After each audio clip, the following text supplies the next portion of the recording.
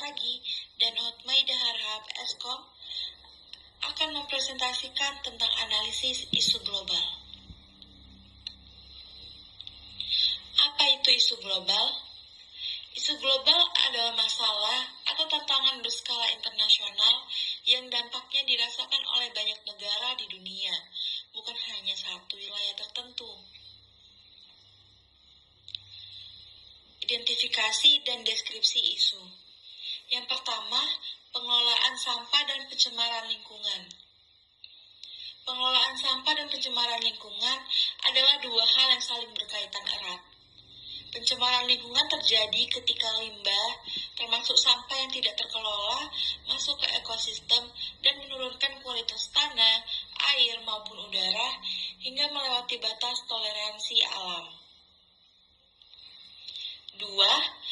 Kurangnya lapangan pekerjaan yang berkualitas. Kurangnya lapangan pekerjaan yang berkualitas atau sering disebut juga dengan isu underemployment merupakan salah satu masalah ketenagakerjaan yang serius.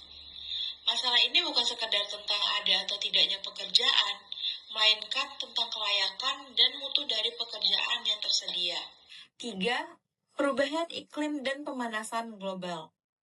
Perubahan iklim dan pemanasan global merupakan fenomena penggeseran suhu dan pola cuaca jangka panjang bumi yang dipicu oleh peningkatan konsentrasi gas rumah kaca di atmosfer.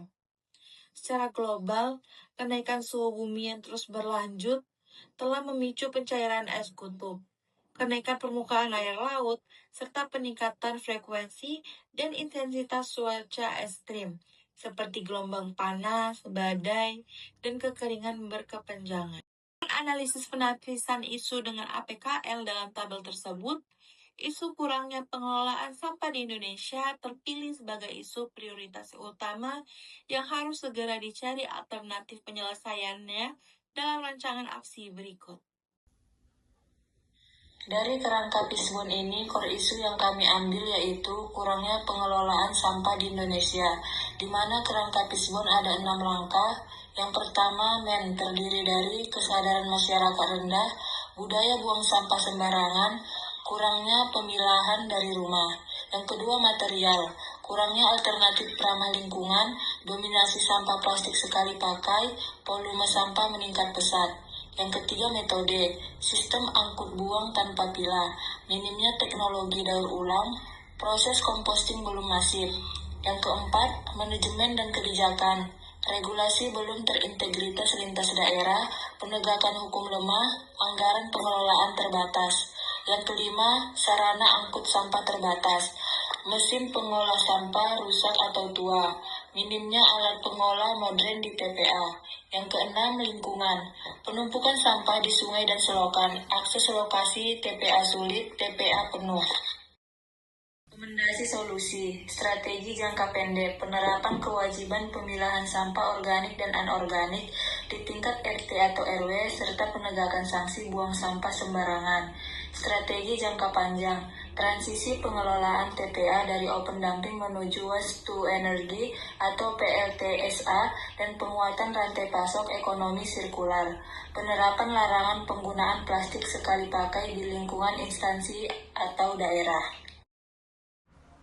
Peran peserta Latsar dalam solusi pengelolaan sampah. 1. Membawa peralatan makan dan minuman sendiri seperti kotak bekal, sendok, dan botol minum. 2. Membawa tas belanja daur ulang saat berbelanja ke pasar atau swalayan.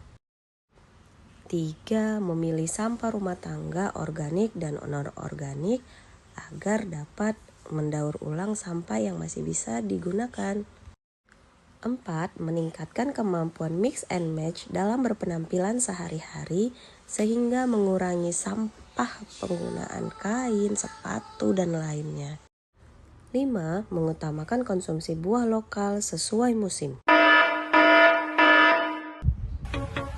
Dimulai dari diri sendiri, dari saat ini menuju global zero waste.